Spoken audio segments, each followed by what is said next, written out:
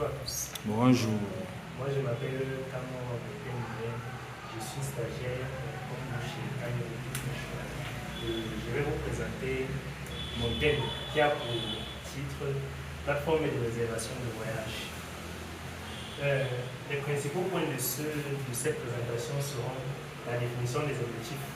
Nous allons par la suite présenter le contexte. Nous allons passer par la suite à la méthodologie qu'il faut adopter pour pouvoir aboutir à une plateforme de réservation. Et après, nous passerons aux potentiels avantages que peut présenter la plateforme de réservation. Et enfin, nous allons identifier les défis à relever pour pouvoir mettre en place la plateforme de réservation. Donc, en ce qui concerne la définition des objectifs, principalement, les objectifs principaux, nous pourrons dire que fournir une plateforme de réservation de voyage en ligne, c'est permettre aux utilisateurs de réserver des voyages et des hébergements, que ce soit des hébergements et des activités en ligne. Cela consiste aussi à offrir une expérience utilisateur fluide et intuitive, c'est-à-dire que l'utilisateur, quand il se connecte sur votre plateforme, il doit avoir l'intuition d'aller vers telle fonctionnalité, sachant que cela peut lui permettre d'effectuer telle tâche. Cela consistera aussi à proposer des options de voyage personnalisées, c'est-à-dire que l'utilisateur peut pouvoir définir lui-même ses critères de réservation pour un quelconque voyage. En ce qui concerne les objectifs spécifiques, cela concerne les actions concrètes que l'utilisateur peut faire sur la plateforme. Nous pouvons parler par exemple de la réservation de vol, la réservation d'hébergement, la réservation d'activités. En ce qui concerne les objectifs spécifiques, on peut parler d'un standard, une gamme premium, une gamme VIP, ainsi de suite. La plateforme peut aussi offrir des services de paiement sécurisés, c'est-à-dire que, par exemple, l'utilisateur peut effectuer son paiement via un compte bancaire, un compte Orange Money et quelques autres paiements de ce sort. En ce qui concerne les objectifs commerciaux, là il s'agit d'augmenter les réservations, c'est-à-dire quoi? En ayant une plateforme, les entreprises peuvent augmenter leur réservation de voyage et par exemple les entreprises peuvent proposer des services d'hôtellerie ou des services de tourisme peuvent augmenter leur réservation. Et cela permettra aussi d'améliorer la satisfaction des clients. C'est-à-dire que quand l'utilisateur a la possibilité de réserver pour un voyage plusieurs temps, beaucoup de temps à l'avance, cela augmente sa satisfaction. Donc là, nous avons fini. Là, nous passons aux derniers objectifs commerciaux. Nous pouvons également développer une communauté de voyageurs.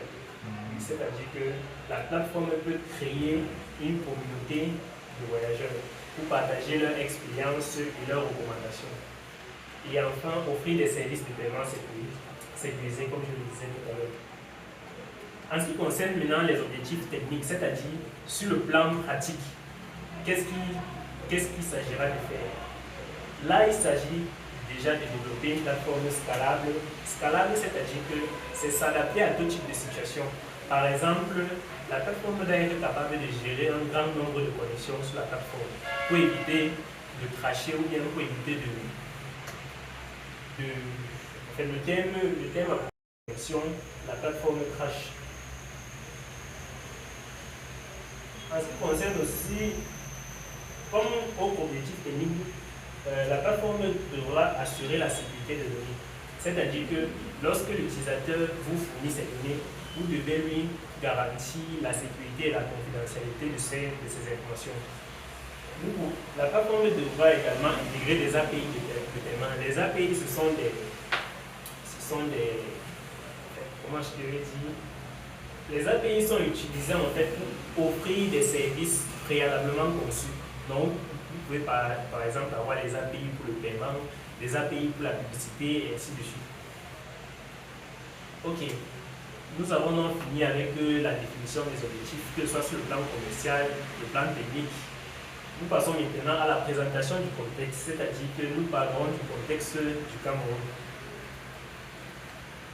En ce qui concerne la présentation du contexte, le Cameroun, c'est un pays central avec une économie en développement et un secteur touristique en croissance. Le pays offre une grande diversité de paysages, de cultures, d'expériences touristiques, notamment les parcs nationaux et les réserves. Vous pouvez avoir une image comme ci-dessus. Vous pouvez aussi avoir les plages, et les côtes.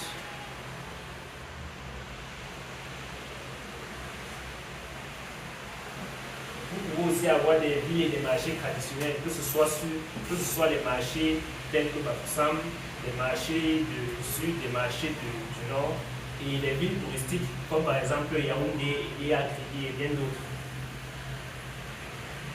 Quelles sont donc les opportunités pour une plateforme de réservation de voyage? Donc, comme je le disais tout à l'heure, cela pourra augmenter la demande de voyage et de tourisme en Afrique et de solutions de réservation en ligne. Et également la possibilité de promouvoir le tourisme local, parce que l'objectif principal c'est de promouvoir le tourisme local, c'est-à-dire promouvoir le tourisme au Cameroun. Et également encourager et soutenir les petites et moyennes entreprises qui peuvent par exemple faire la prestation de services, ou que ce soit les prestateurs de services de voyage comme les chauffeurs et autres. Donc, quelle est donc la méthodologie à adopter pour pouvoir aboutir à une telle plateforme?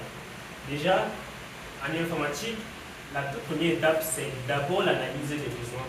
Pour pouvoir faire une bonne plateforme, il faut d'abord bien analyser les besoins des utilisateurs, parce que ce sont les utilisateurs qui sont le maillon fort de la plateforme. Donc, nous allons identifier les besoins et les attentes des utilisateurs